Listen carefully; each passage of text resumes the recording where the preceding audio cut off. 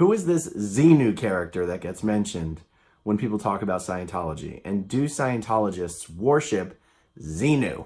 The answer is no. Scientologists don't worship anyone, including Xenu. So what the hell is Xenu?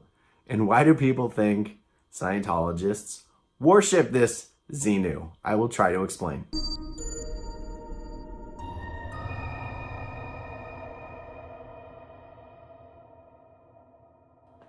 Hi everyone, welcome back to Growing Up in Scientology.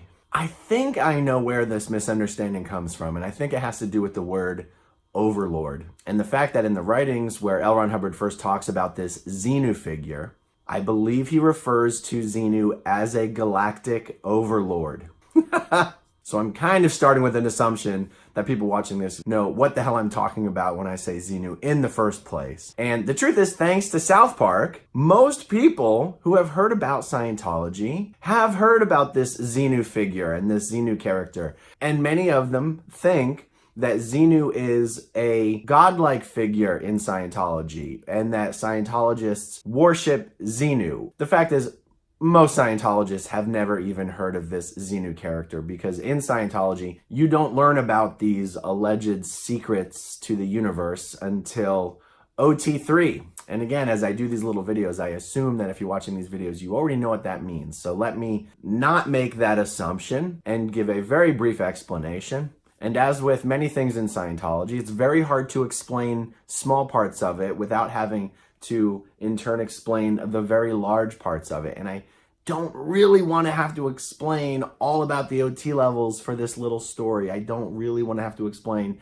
Scientology's entire bridge to total freedom in this little video, but I'll do my best to give small explanations of this. Scientologists believe that Scientology has the one and only true and proven method to wake everybody up and bring everybody from their existing low level of spiritual awareness up to their native, very high level of spiritual awareness, where everyone is essentially a god-like, powerful being. And Scientologists believe that the process of Scientology auditing and going through the various levels of Scientology auditing is the path one has to take to reach these spiritual levels of awareness that makes one essentially as powerful as what we would think of God to be. And as one progresses up the levels of auditing, it's generally divided up between the lower levels and the upper levels. In the lower levels, a Scientologist believes that L. Ron Hubbard believes that the one thing that is the cause of all of our ills, whether physical or mental or spiritual or emotional or anything, is what L. Ron Hubbard describes as the reactive mind, which is essentially his version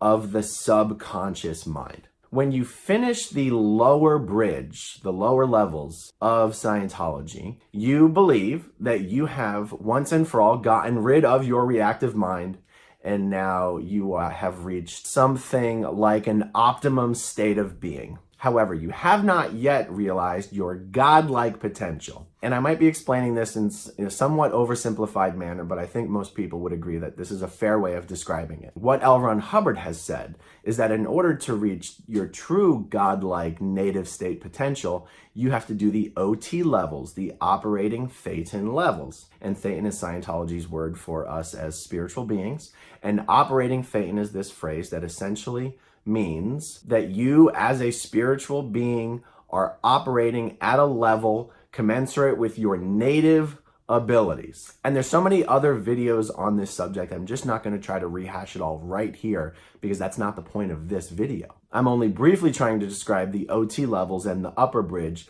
and to contrast them with the lower levels to explain that a Scientologist that finishes their lower bridge and then starts doing their OT levels, when they get to OT3, is the first time that they ever learn about what L. Ron Hubbard says is really what's wrong with everybody on this planet. That it's not just your reactive mind, which someone who has achieved Scientology's level of clear believes they have completely gotten rid of their reactive mind. Now they learn from L. Ron Hubbard that what's really wrong with all of us are these things called body thetans. And on OT3 is when you hear L. Ron Hubbard's story of how all these body thetans came into being, or how they came to be body thetans instead of just thetans. And this is where the Xenu character comes into play. Now, there's a video I did just within the last week or so that is called something like Why Scientologists Vote Republican, which is not actually a political video despite the title. And I'm mentioning that video because Xenu makes an appearance in that video. And I give a little description about Xenu and his role as a politician and his collaboration with the evil psychiatrists from the planet Farsec, and sort of the process of how the body thetans came into existence. And it might be easier to watch that video, it's very short, than to try to rehash it all right here. But once you see that video, it'll be easy to understand that in L. Ron Hubbard's mythology, Xenu's actually a bad guy. He's the villain in this story. And so when Scientologists get to OT3, they read these handwritten documents that L. Ron Hubbard wrote describing Xenu, and I'm almost positive he's described as a galactic overlord. But I think when this gets rehashed in South Park and people are watching this and it seems crazy and maybe they're not fully paying attention, people, I think, are seizing on the word Lord.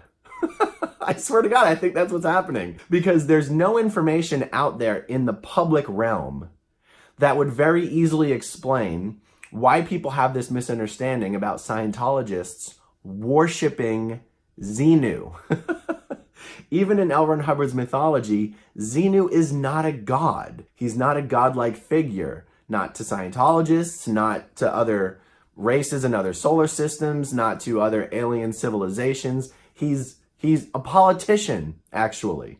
And so no, Scientologists don't worship him. Scientologists don't worship anything. I mean, technically they don't even worship L. Ron Hubbard. They do sort of treat his words and treat his importance the way people who are worshiping somebody would. But in a literal sense, Scientologists don't worship L. Ron Hubbard. In a sense, they actually worship themselves. And so Xenu had this position of authority in the Galactic Federation of 76 planets or some shit. I can't remember if it was 76 planets or 76 solar systems. I'm leaning towards planets. So, he's a politician in this realm, and there was an overpopulation problem, and he wanted to solve this overpopulation problem in coordination with the evil psychiatrists. And he had a whole lot of people rounded up with fake tax audit notices. So these people all showed up to get their tax audits, and then they were seized, imprisoned, frozen in some sort of a glycol solution, rounded up on space planes, flown to Earth, which at that time was apparently called Tigiak. These poor suckers were all dropped into volcanoes and blown up with hydrogen bombs, and it created this giant mass and swarm of half-dead, semi-conscious thetans, who I guess had nothing better to do but to blow around in the atmosphere or stick themselves to all sorts of inanimate objects. And then eventually, when human bodies evolved, Scientologists do believe in evolution, by the way. When the human body evolved, eventually thetans occupied these bodies. And this is where things get a little tricky. Like, Scientologists who have done the OT levels or are on the OT levels believe that these body thetans, these are basically practically dead thetans. In some cases, they don't even realize they're alive or realize they're beings or realize where they are or who they are or whatever. So they're like really messed up thetans. However, Scientologists also believe that the thetans who are actually occupying bodies and animating bodies, as opposed to just being stuck to bodies like ticks, those thetans are kind of relatively well off. Those thetans are kind of doing okay. I mean, they're not doing great because we're stuck in bodies, but we're not body thetans. We're like thetans. And so this is something else that, even though I've grown up in Scientology my entire life, I do not know L. Ron Hubbard's explanation, or I do not know how other Scientologists have made a sense of this for themselves.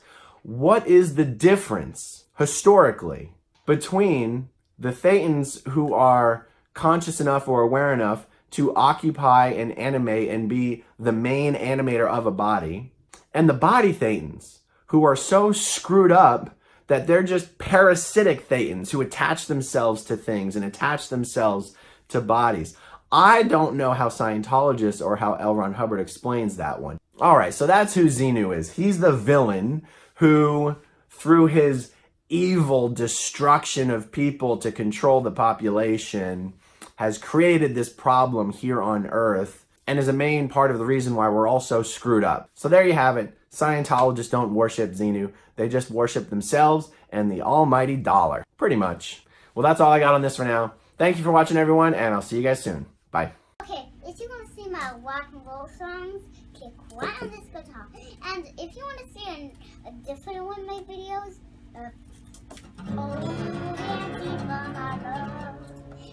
then you could click right inside here. If you have subscribed or not, subscribe right here. Bye.